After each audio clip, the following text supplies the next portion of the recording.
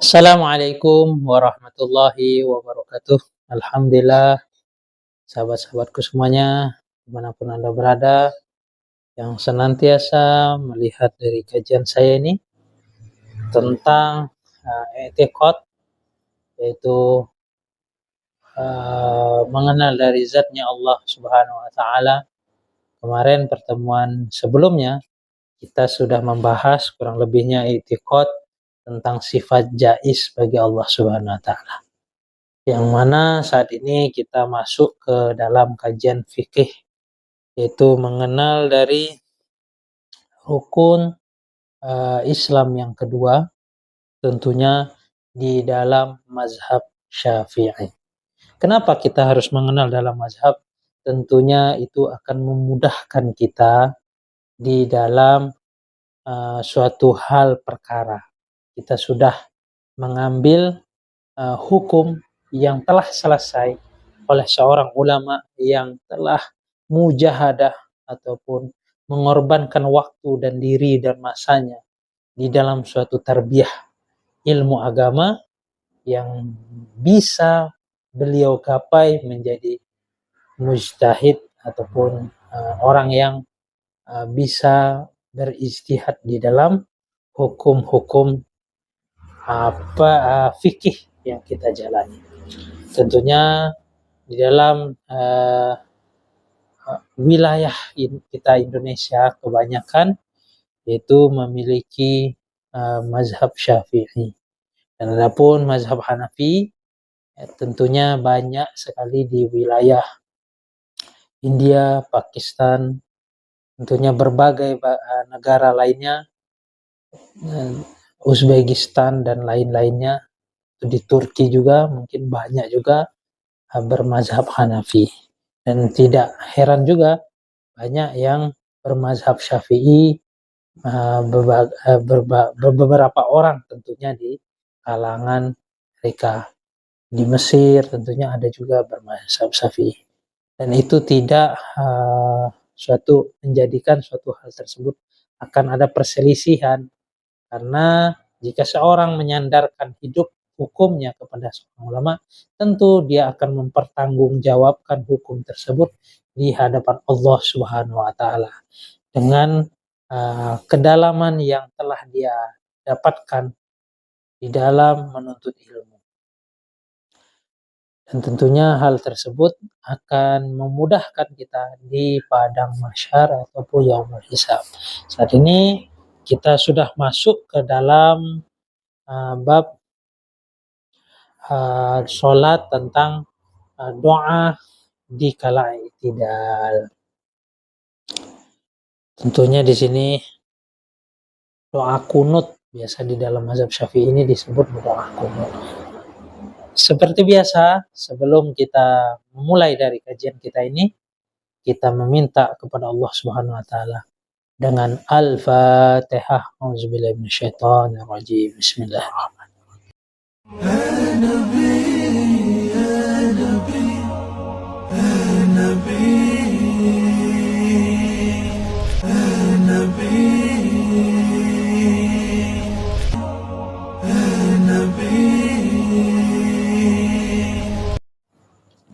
Alhamdulillah, sahabat-sahabatku semuanya, kita akan mengenal dari doa dikala iftitah sholat subuh. Maza apa? Taqra'u yang membaca. Siapa yang baca ya yang pelaku sholat. Ba'da i'tidali, yaitu ketika i'tidal sholat subuh. Jadi ketika seseorang i'tidal di sholat subuh, apa yang dilakukan seseorang? Yang tentunya dia menyandarkan hukum di dalam kehidupannya di dalam mazhab Syafi'i. Jawab, aqra'u, yaitu yang dia baca. Membaca siapa saya? Kunutan, yaitu doa kunut. Wahwa, adapun doa kunut tersebut, Allahumma ya Allah, ihdini, berikanlah petunjuk kepadaku. Allahumma hdini. Jadi ini doa untuk ketika dia sholat sendiri, maka ihdini. Jika dia berjamaah jadi berubah Allahumma hdina. Ihdini, berikanlah petunjuk kepadaku, fiman, dalam orang, hadait, yaitu yang telah engkau berikan petunjuk kepadanya. Sini doa, yaitu ya Allah, berilah saya petunjuk sebagaimana orang-orang yang telah engkau beri petunjuk. Wa'afini, dan berikanlah kepada saya kesehatan. Minta kepada Allah, yaitu kepadaku ini berikan kesehatan.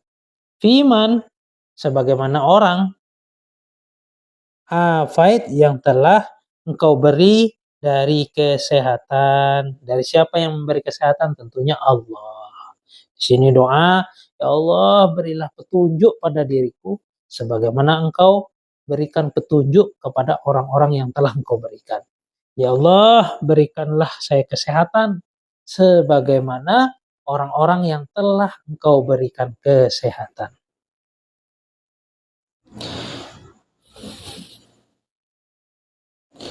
Watawallani, dan berikanlah perlindungan kepadaku. Watawallani, dan berikanlah perlindungan padaku.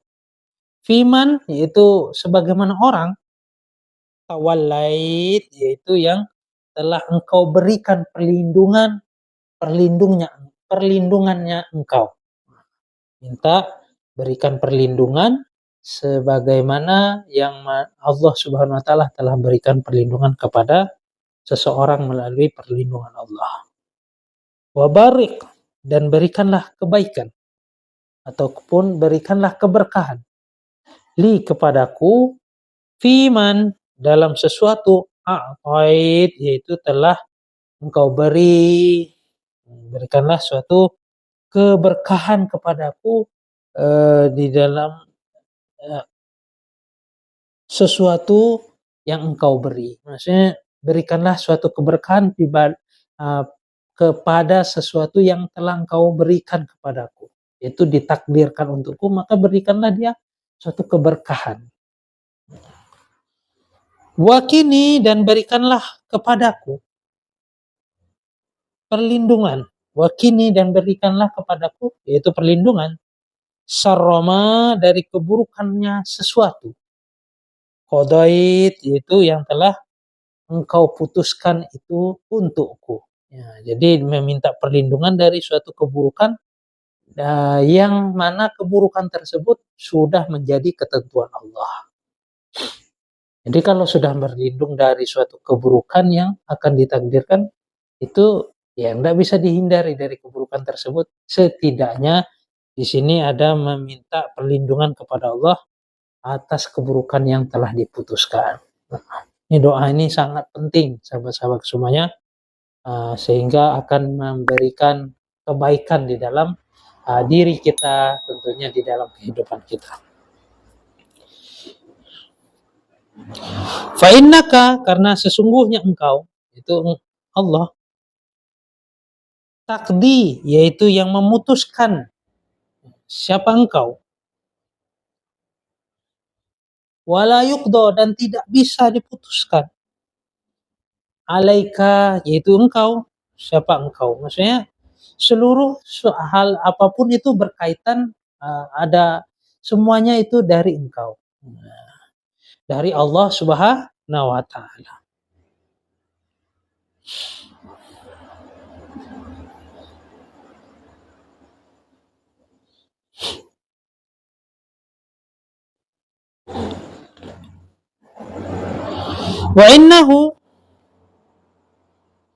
Wa innahu, dan sesungguhnya, la yazillu, yaitu tidak akan hina, man, yaitu orang, man, siapa orang, walaita, yang telah melindungi, yang telah berlindung kepada engkau, yaitu engkau telah melindunginya.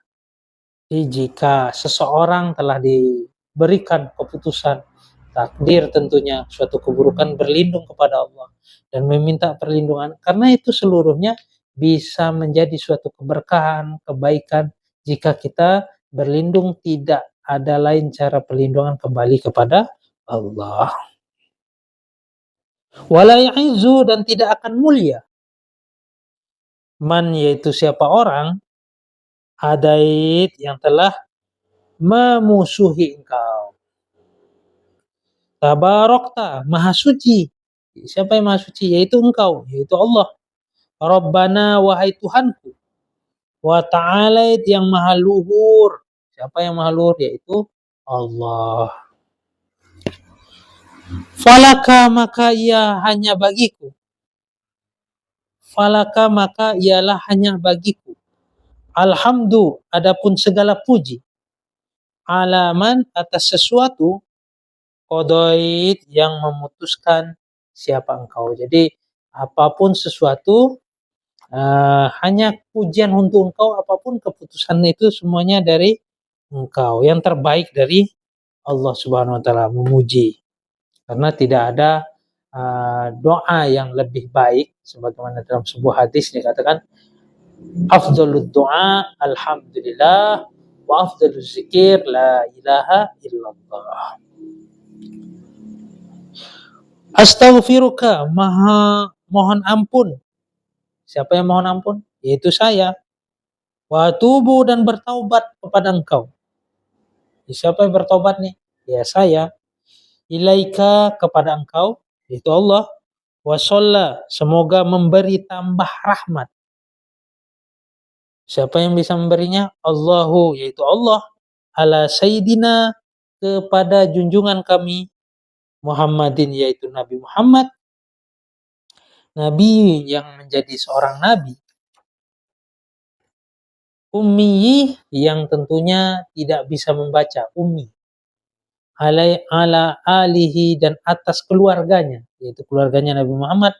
Wa sahbihi, dan kepada sahabat-sahabatnya. Wassalama, dan semoga memberi keselamatan. Siapa yang berkeselamatan? Yaitu Allah.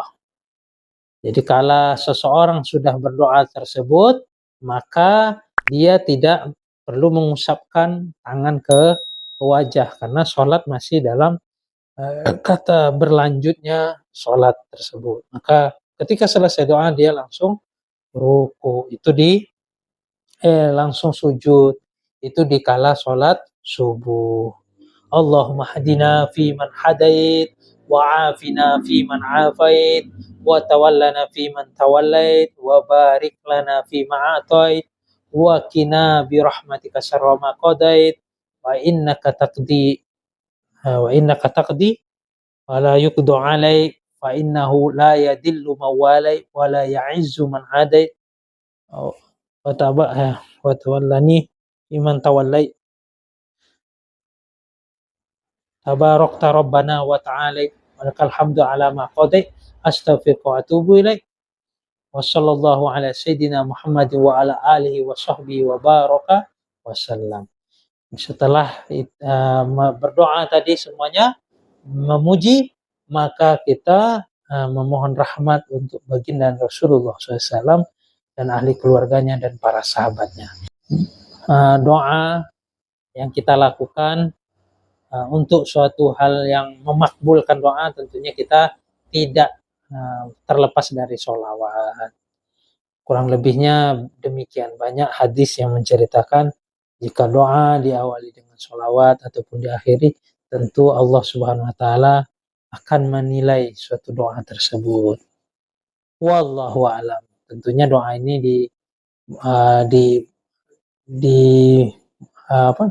diriwayatkan oleh mazhab Syafi'i ini, itu adalah suatu hal yang sangat-sangat baik jika kita kerjakan. Yang kurang lebih artinya, ya Allah, tunjukkanlah aku bersama orang-orang yang telah Engkau beri petunjuk. Berikanlah kesehatan kepadaku sebagaimana Engkau memberi kesehatan kepada orang-orang yang telah Engkau beri sehat. Lindungilah aku bersama orang-orang yang telah Engkau lindungi. Tentunya orang-orang yang telah sampai kepada Allah Subhanahu wa taala, yang telah dapat jaminan lindungan dari Allah. Dan itu suatu hal yang betul-betul kita harapkan di kehidupan kita. Berikanlah keberkahan kepadaku dalam setiap perkara yang Engkau berikan. Keberkahan setiap yang diberikan. Dan lindungilah aku dari setiap perkara yang Engkau putuskan. Lindungi. Karena Engkau yang maha memberi keputusan dan tidak bisa diputusi. Itu sudah keputusan. Sungguh tiada kehinaan bagi orang yang telah Engkau berikan perlindungan. Dan tidaklah akan menjadi tidaklah menjadi orang itu luhur atau baik ketika dia ini sudah menjadi memusuhi atau tidak mentaati Allah. Engkau telah memberikan banyak keberkahan, wahai Tuhanku, dan Engkau maha luhur, hanya untukmu segala puji yang atas perkara yang telah Engkau putuskan. Aku memohon ampunan dan aku bertaubat kepadamu. Dan semoga rahmat dan keselamatan tetap tercurahkan kepada yang bersifat ummi, yaitu baginda Rasulullah SAW, dan keluarga dan sahabatnya. Alhamdulillah hari ini mungkin kita hanya membahas tentang doa kunut yang dilakukan ketika sholat subuh rakaat kedua, ketika i'tidal, yaitu doa kunut. Ketika seorang lupa doa kunut, maka ia hendaknya sujud sahwi atau lupa di dalam doa kunut tersebut. Ini menunjukkan begitu pentingnya seseorang ini melakukan doa kunut di kala dia sholat subuh. Wallahu alam. Semoga kita diberi taufik oleh Allah Subhanahu wa taala mudah melakukan doa kunut tersebut, dibimbing oleh Allah, dilindungi oleh Allah, dirahmati dan diberkahi oleh Allah Subhanahu wa taala. Jika kalian merasa video ini positif, silahkan kalian share sebanyak-banyaknya. Jangan lupa kalian tekan like untuk mendukung video saya. Jika kalian ingin mendapatkan notifikasi, tekanlah subscribe. Wabillahi taufiq wal hidayah. Assalamualaikum warahmatullahi wabarakatuh.